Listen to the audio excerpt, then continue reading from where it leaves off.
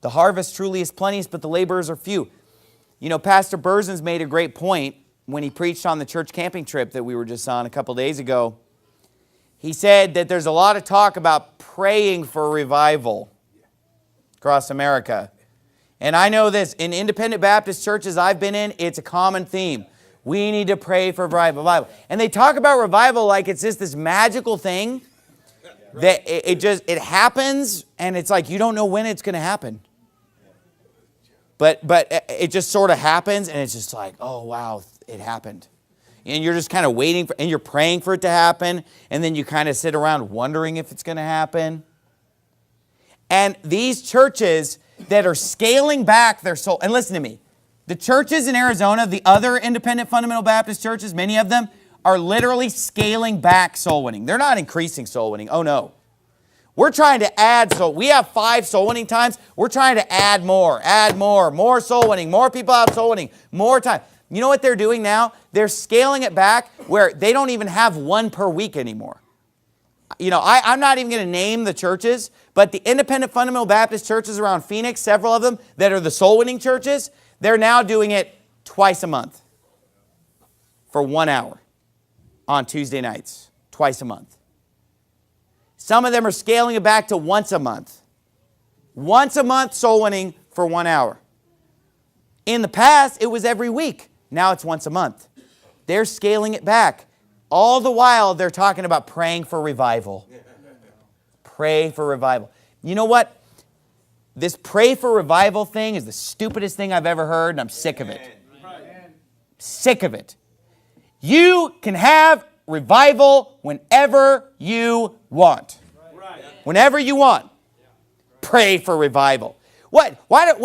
Pray, oh God, please help me to stop being lazy. Is that how you pray for revival? That's the only prayer for revival that would make any sense. Oh God, would you please help me to get rid of all the pink shirts in my closet and all the little lavender shirts and ties? And would you please help me to be a man and start preaching hard in my church? And would you please, God, help me to get my butt out soul winning? And would you please, Lord, help me not to be effeminate and lame and weak of a preacher? And would you please help me to actually start preaching against sin and actually start preaching hard and not being afraid to offend? Lord, would you please give me some courage? Would you please help me not to be a weakling? Would you please help me to stop scaling back soul winning to twice a month and once a month, Lord? Amen. Is that what they're praying? Oh God, send us a revival. Oh God, just like in the days of Billy Sunday and D.L. Moody and Charles D. Finney, Lord, would you send us a great revival, Lord? Shut up and go make a revival happen. Because you know what? God and His power are available at any time. Amen. Anytime. Don't you believe that? I mean, God's power is available at any time. God is just sitting up in heaven waiting for you to get out there and do some work so that revival can happen.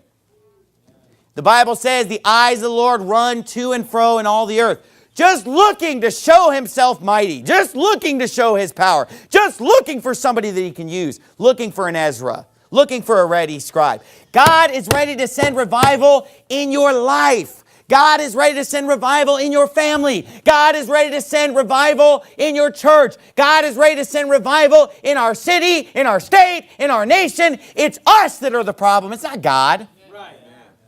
I mean, God must be frustrated. I mean, it must be. God's patient. He's way more patient than I would be.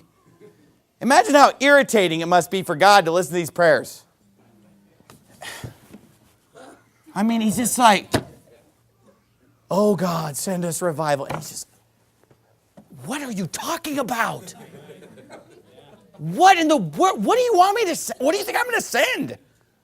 Like, what are we, charismatic now or something? Like all of a sudden everybody's just going to woo, and then revival comes. What do these people think revival is? You know what revival is? It's when people are getting saved, people are getting baptized, people's lives are being changed, people are getting sin out of their life, people's lives are being transformed, the church is growing, the church is thriving, men are being sent out into all the world to preach the gospel, men are being sent out throughout the nation to start churches. That's what revival looks like. It involves rolling up your sleeves and working. It involves preaching hard. It involves taking a stand. It involves being instant. It involves preaching the word, and it involves some preparation and work on your part. It doesn't involve God just pouring out some kind of poo-foo dust on a bunch of dead, lazy, liberal Christians and then all of a sudden just revival. These people are going to be praying for revival for decades, and it's never going to happen in their lives because they're not making it happen.